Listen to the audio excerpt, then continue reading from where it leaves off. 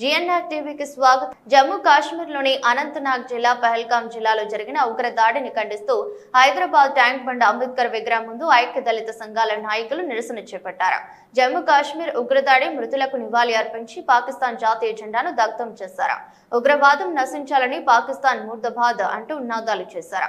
అమాయక ప్రజలను పాశవికంగా హతమార్చిన ఉగ్రముఖలను ఏరేయాలని కేంద్ర ప్రభుత్వాన్ని కోరారు. ఇలాంటి ఘటనలు పునరావృతం కాకుండా పాకిస్తాన్ దేశానికి తగిన గుణపాఠం చెప్పాలన్నారు. అందరికీ నమస్కారం. ఈ రోజు యునైటెడ్ దళిత్ ఫెడరేషన్ తరఫున పహల్గాం కశ్మీర్ లో ఏదైతే పాకిస్తాన్ రండాగాళ్ళు దొంగ చాటున అమాయకమైన భారతీయులని నువ్వు ఏ కులం అని అడగలే, కాలిని ప్యాంట్ ఇప్పి నువ్వు తుర్కోన్వా లే హిందువా అని చూసి మరీ చంపిర్రు ఆ రండగాళ్ళు. నేను అడుగుతున్నా, ఇక్కడ ఉన్న కొంతమంది సెక్యులర్ గాళ్ళు పాకిస్తాన్ కి లీలాప్తా మీకేం వస్తుందిరా భయ్? పాకిస్తాన్ వాళ్ళు మన భారతీయులను చంపిర్రు, అలా హిందువులను చంపిర్రు, ఒక క్రిస్టియన్ని చంపిర్రు, ఒక తుర్కోని చంపిర్రు. మళ్ళీ ఆడ మీరు పొద్దులేస్తే క్రిస్టియన్ని తుర్కోల ఓట్ల కోసం జోక్కుంటా తిప్పుతారు కదా. మళ్ళీ వాళ్ళకంటే ఎక్కువ పాకిస్తాన్ వాళ్ళు ఎక్కువ రారా మీకు? మీరు హిందువులు చస్తే ఎప్పుడు పట్టించుకోరు. కనీసం వాళ్ళని చంపినప్పుడు అన్న సిగ్గు శరం తెచ్చుకొని బాధను పడురా నాయనా.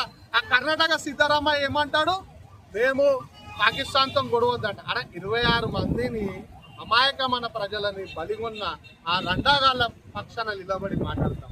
భారతదేశంలో అనుకుంటా భారత రాజ్యాంగం ద్వారానే ముఖ్యమంత్రి అయిన సిద్ధరామయ్య, నీకు ఇంతనైనా సిగ్గు శరం లజ్జ ఏమైనా ఉందా?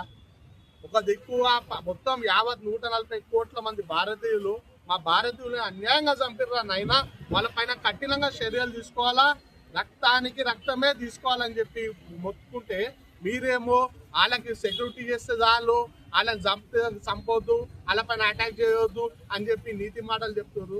మీ ఇంట్లో మీ అక్కనో మీ తమ్ముడో ఆ దాడులకి ఏమైనా అయితే అప్పుడు మీకు ఆ బాధ అంటే ఏమో తెలుస్తుంది. మీ ఇంట్లో మంచి అయ్యాషిగా ఫారెన్ ట్రిప్లు పోయి ఎంజాయ్ చేస్తారు కదా, వాళ్ళకి ఆ బాధ తెలియదు.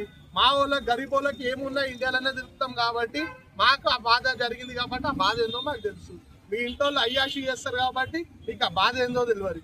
మేము ఒకటే నరేంద్ర మోదీ గారికి, అమిత్ షా గారికి చేతులు జోడించి కొట్టుకున్నాం, రక్తానికి రక్తమే కావాలా, నీలాప్తే కాదు. ఆ లుచ్చాగల రక్తాభిషేకం జరిగితేనే ఆ 26 మంది ప్రాణాలకి ఆత్మశాంతి కలుగుతుంది. 140 కోట్ల భారతీయుల ఆత్మ కూడా శాంతిస్తుంది. నేను ఒకటే కొడుతున్నా, రక్తానికి రక్తాభిషేకం